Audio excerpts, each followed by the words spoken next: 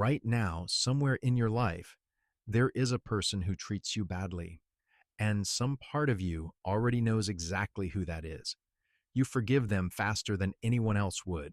You make excuses for them that you would never accept from someone treating your best friend that way.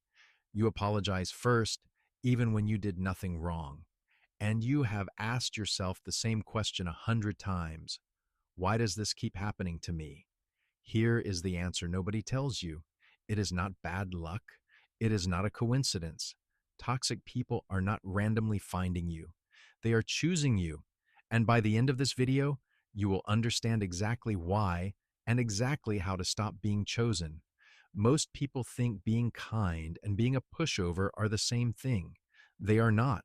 Kindness is something you give freely. People pleasing is something you do out of fear. And your brain built that fear response long before you had any say in the matter. Think back. Somewhere in your early life, you learned a lesson. Maybe a parent got cold or angry whenever you disagreed. Maybe expressing a need got you ignored, or worse, punished. Maybe the adults around you made conflict feel like the most dangerous thing in the world. So your brain adapted. It built a survival strategy, and that strategy still runs today. Keep everyone happy. Avoid friction at all costs. Make your own needs disappear before anyone else has to deal with them. Psychologists have a name for this. It is called the fawn response. You already know fight, flight, and freeze. Fawning is the fourth option, and it might be the most overlooked one. Instead of fighting the danger or running from it, you try to befriend it. You try to make the threat like you so it will not hurt you. This made perfect sense when you were small and powerless. The problem is, your nervous system never got the update. It still treats every disagreement like a life-threatening event. So it still reaches for the same old solution. Please them, soothe them, make yourself easy to love, easy to keep around, easy to forgive. Now here is the part that should genuinely unsettle you.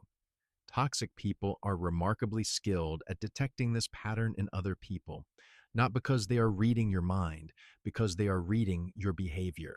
The fast apology before anyone even asked for one, the hesitation before you say no, the way you absorb blame that was never yours to carry, the way you go quiet when something feels wrong, just to keep the peace intact. To someone who wants control, all of that looks like an open door. A person with strong boundaries pushes back early. They notice disrespect the moment it happens, and they name it out loud. That makes them a difficult target. A person who has spent years avoiding conflict does the opposite. They let small violations slide. They give the benefit of the doubt over and over. They stay quiet, hoping the problem will somehow fix itself. Toxic people are drawn to that stability, not because people pleasers are weak, because people pleasers are predictable. And predictability is exactly what someone who wants to manipulate another human being is searching for. Here is what makes this trap so effective.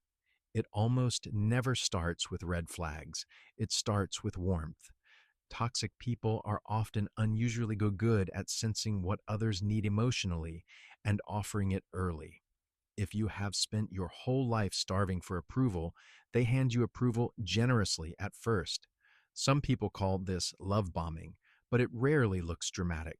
Sometimes it is just someone who finally seems to listen, someone who finally seems to see you. For a person who has never felt fully seen, that attention can feel like coming home. But watch what happens next. Slowly, the warmth shifts. Small requests start turning into expectations. Disagreements get reframed as betrayals. The moment you attempt a boundary, you are met with guilt, anger, or sudden icy silence.